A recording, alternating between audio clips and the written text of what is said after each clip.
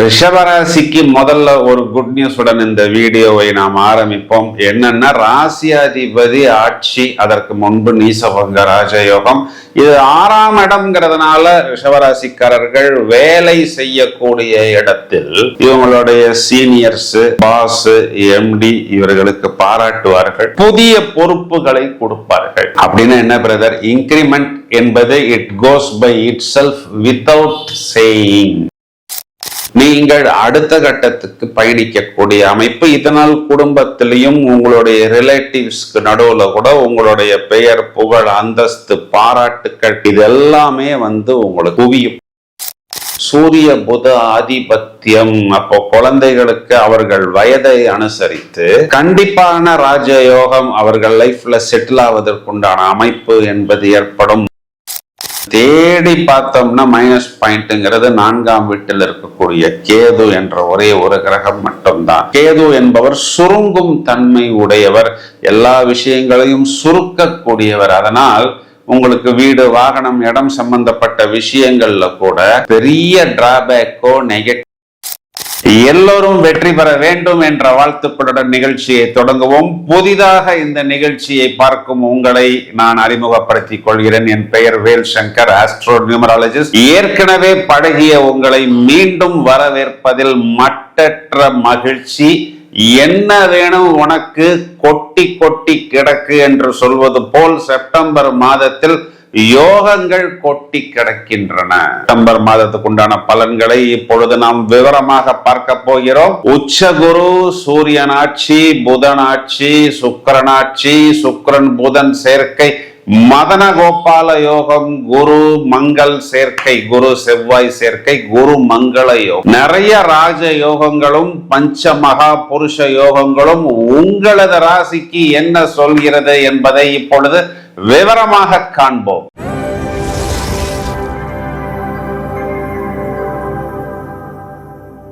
ரிஷபராசிக்கு முதல்ல ஒரு குட் நியூஸ் உடன் இந்த வீடியோவை நாம் ஆரம்பிப்போம். என்னன்னா, ராசியாதிபதி ஆட்சி, அதற்கு முன்பு நீசபங்க ராஜயோகம். இது 6ஆம் இடம்ங்கிறதுனால ரிஷபராசிக்காரர்கள் வேலை செய்யக்கூடிய இடத்தில் இவங்களுடைய சீனியர்ஸ், பாஸ், எம்டி இவர்களுக்கு பாராட்டுவார்கள், புதிய பொறுப்புகளை கொடுப்பார்கள். அப்படின்னு என்ன பிரதர்? இன்கிரிமெண்ட் என்பது it goes by itself without saying. சம்பள உயர்வு என்பது கண்டிப்பாக கிடைக்கும். இவர்களுடைய திறமைக்கு அங்கீகாரம் அப்படிங்கிறது கிடைக்கும். அதாவது ராசியாதிபதி 6ஆம் வீட்டுல ராகுவின் நட்சத்திரமான சுவாதியில் பயணிக்க போகிறார். அப்போ நட்சத்திராதிபதி ராகு 10ஆம் இடம் அப்படிங்கிறதே இவர்களுக்கு அப்படியே அடுத்த கட்டத்துக்கு, நெக்ஸ்ட் ஜெனரேஷனுக்கு இல்ல நெக்ஸ்ட் லெவலுக்கு பயணிக்கக்கூடிய அமைப்பு. ட்ரபிள் ஷூட்டிங், மற்றவர்களுக்கு எதெல்லாம் கஷ்டம் என்று நினைக்கிறார்களோ அதற்குண்டான விடையை இவர்கள் கண்டுபிடித்து ஒரு இன்கிரிமெண்ட்டுக்கு, ப்ரொமோஷனுக்கு, இவர்கள் ஒரு பாராட்டுக்கு, ஒரு அக்னாலஜ்மெண்ட்டுக்கு தயாராகி விடுவார்கள். சோ இந்த வாய்ப்பை நீங்கள் பத்திரமாக உபயோகித்துக் கொண்டு உங்களுடைய தொழிலாக இருந்தாலும் இல்லது வியாபாரமாக இருந்தாலும் உத்தியோகமாக இருந்தாலும் வெளிநாட்டு பயணம், அங்க போய் நமக்கு ஒரு நிலையான ஜாப் அப்படின்னு நீங்கள் திட்டம் போட்டால் அதற்கு நீங்கள் தயாராகி விடுங்கள். ஏன்னா உங்களுக்கு 10ஆம் வீடுங்கிறது ஸ்திர ராசி. அப்போ அதுக்கு பேர் நிலைத்த ராசியின் பேர். அங்க இருக்கக்கூடிய ராகு தன்னுடைய நட்சத்திரத்தில், அதாவது சுவாதியில் ராசி அதிபதி ஆட்சி பலம், பிறகு புதன் சுக்கிரன் சேர்க்கை, மதன கோபால யோகம்னு ஒரு விசேஷமான ராஜயோகம் கோச்சாரத்தில் உங்களுக்கு அள்ளி கொடுப்பதற்கு அமைப்பு இருக்கிறது என்பதுதான் நிதர்சனமான உண்மை. நல்ல பணம் அப்படிங்கிறது உங்களுக்கு தக தக தகவென்று வந்து கொண்டே இருக்கும். இதனை நீங்கள் பத்திரப்படுத்திக் கொள்ளுங்கள், சேஃப்டி செய்து கொள்ளுங்கள். தேவைப்பட்டால் எப்படி முதலீடு பண்ணணுமோ அதற்கேற்ற மாதிரி ஆக்கப்பூர்வமான முதலீடு. ஏன்னா உங்களுக்கு தனஸ்தானாதிபதி புதன் ஆட்சி உச்சம், மூலத்திரிகோணம். இந்த தனஸ்தானாதிபதிக்கு உங்களுக்கு நட்பு கிரகம் சாட்டனுடைய பார்வையும் வந்து விழப் போகிறது. அப்போ தொலைநோக்கு, லாங் டேர்ம், காலையில வந்துச்சு சாயந்தரம் செலவு பண்ணேன் அப்படின்னு சொல்லாமல்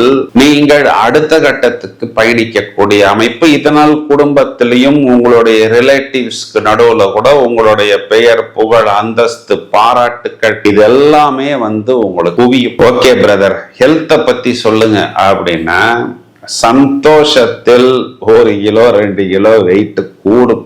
ஏன் அப்படின்னா, ராசி அதிபதி சுக்கிரன் நீர் கிரகம், அவர் ஆட்சி பெற போகிறார். சந்தோஷம். அப்போ 6ஆம் இடம் வயிறு சம்பந்தப்பட்ட இடங்களில் அதிகமான கொழுப்பு தங்காத அளவுக்கு நீங்கள் உங்களை பார்த்து கொள்ளணும். அதற்கு தேவையான ஃபிட்னஸ், வாக்கிங், டயட்டிங், காதல், திருமணம் இதற்காக எதிர்பார்த்து காத்து கொண்டிருக்கக்கூடிய நபர்களுக்கு எல்லாம் குட் நியூஸ். 5ஆம் இடம் மயங்கக்கூடிய இடம்.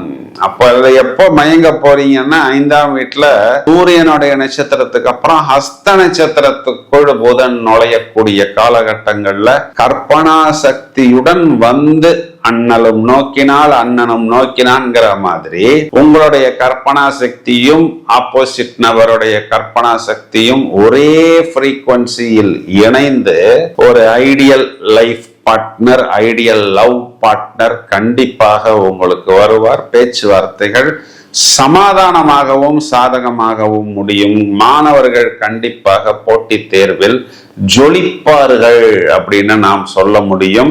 மேலும் பயணங்களால் நிறைய ஆதாயம், வெளியூர் பயணங்கள், வெளிநாடு பயணங்கள், இவை எல்லாமே ரிஷபராசிக்கு மேலும் தூக்கி கொடுப்பதற்கு தயாராக இருக்கிறது.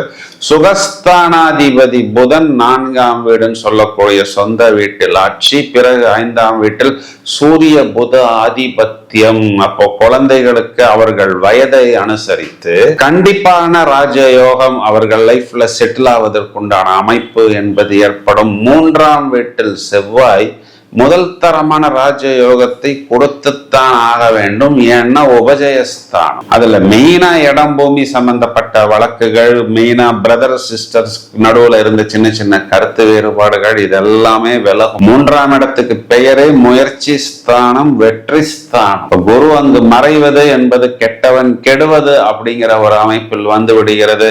செவ்வாய் 3ஆம் வீட்டில் அமர்ந்து உங்களுடைய பாக்கியத்தை, உச்ச வீட்டை சமசப்ரமமாக பார்க்கிறார். அப்படின்னா என்ன அர்த்தம்? கண்டிப்பாக உங்களுக்கு உங்களுடைய வெற்றி என்பது ஏற்படும். இதுல இன்னொரு பெரிய பாயிண்ட் என்னன்னா, உங்களுக்கு முதல் தரமான ராஜயோகத்தை கொடுக்கக்கூடிய சாட்டர்ன் 11ஆம் இடம்னு சொல்லக்கூடிய லாபத்தில், இதைத்தான் சனி கொடுத்தால் எவர் தடுப்பார் அப்படின்னு சொல்லுவது. சோ முதல் தரமான ராஜயோகத்தை சாட்டனும் உங்களுக்கு கொடுத்து கொண்டிருக்கிறார். வருடாந்திர கிரகங்கள், மாதாந்திர கிரகங்கள் எல்லாமே உங்களுக்கு அனுகூலமாக இருக்கிறது. 10ஆம் வீட்டில் ஒரு அசுப கிரகம் இருந்தாலே அரசனை போன்ற வாழ்வு. 10ஆம் வீட்டில் ராகு என்பவர் தொழிலில் மற்றவர்கள் கண்களுக்கு தெரியாத, மற்றவர்களுடைய புத்தியில் புலப்படாத விஷயங்கள் எல்லாம் உங்களுக்கு கண்டிப்பாக தெரியும் என்பது இந்த இடத்தில் நீங்கள் எதிர்பார்த்து காத்திருக்கலாம். ஒட்டுமொத்தமாக இந்த செப்டம்பர் மாதம் ரிஷபராசிக்காரர்களுக்கு நிறைய ராஜயோகங்கள் காத்து கொண்டிருக்கிறது. தேடி பார்த்தோம்னா மைனஸ் பாயிண்ட்ங்கிறது 4ஆம் வீட்டில் இருக்கக்கூடிய கேது என்ற ஒரே ஒரு கிரகம் மட்டும்தான். கேது என்பவர் சுருங்கும் தன்மை உடையவர், எல்லா விஷயங்களையும் சுருக்கக்கூடியவர். அதனால் உங்களுக்கு வீடு, வாகனம், இடம் சம்பந்தப்பட்ட விஷயங்கள்ல கூட பெரிய டிராபேக்கோ நெகட்டிவோ இல்லை. மெயினா நீங்க முதலீடு செய்யும் பொழுது, இன்வெஸ்ட்மெண்ட் செய்யும் பொழுது அதற்குண்டான ஒரு எக்ஸ்பர்ட் கைடன்ஸை எடுத்துக்கொள்ளுங்கள். இங்க ரிஷபராசி சகோதரிகள் எடுத்துக்கிட்டீங்கன்னா, கணவனை குறிகாட்டக்கூடிய காரக கிரகம், பாவ கிரகம் செவ்வாய் உங்களுடைய வெற்றியில் குரு மங்கள யோகமாக வருகிறது. அப்போ என்ன அர்த்தம் அப்படின்னா, அவர் தனக்கு 10ஆம் வீட்டை, அதாவது அங்கிருந்து ரிஷபத்துக்கு 10ஆம் வீட்டை, அவருக்கு 4ஆம் வீட்டை, சுகஸ்தானத்தை பார்த்து கொண்டிருக்கிறார். இதெல்லாமே தொழிலில் அடுத்த கட்டத்துக்கு ஸ்தானத்திற்கு எடுத்து போகக்கூடிய அமைப்பு. வயதில் மூத்த நபர்களை நாம் எடுத்துக்கொண்டால் கண்டிப்பாக அவர்களுக்கு ஒரு சமாதானம், சந்தோஷம். அவர்களுடைய குழந்தைகளுக்கு லாங் டேர்ம் பெனிஃபிட்டுக்கு தேவையான அஸ்திவாரம், ஃபவுண்டேஷனை அவர்கள் கண்டிப்பாக நடுவார்கள். அதற்குண்டான ஆக்கப்பூர்வமான வேலைகளில் ஈடுபடுவார்கள். பரிகாரம் அப்படின்னு வந்தாச்சுன்னா வியாழக்கிழமைகளில் குரு வழிபாடு, மகான்கள் வழிபாடு, அமாவாசை பௌர்ணமி தினங்களில் சித்தர்கள் வழிபாடு கைமேல் பலன் கொடுக்கும். இது நேரம் வரை நாம் பார்த்த இந்த பலன்களுக்குண்டான கிரக நிலைகளை எடுத்துக்கொண்டால் செப்டம்பர் மாதம் 2ஆம் தேதி சுக்கிரன் துலா ராசியில் ஆட்சி பெறுகிறார். செப்டம்பர் மாதம் 4ஆம் தேதி புதன் என்ற கிரகம் கன்னி ராசியில் ஆட்சி, உச்சம், மூலத்திரிகோணம். இந்த புதனுக்கு சனியின் பார்வையும் பெறப்போகிறார். செப்டம்பர் மாதம் 18ஆம் தேதி இது நாள் வரை சொந்த வீடான சிம்ம ராசியில் இருந்த சூரியன் கன்னி ராசியில் பிரவேசம் செய்ய இருக்கிறார்.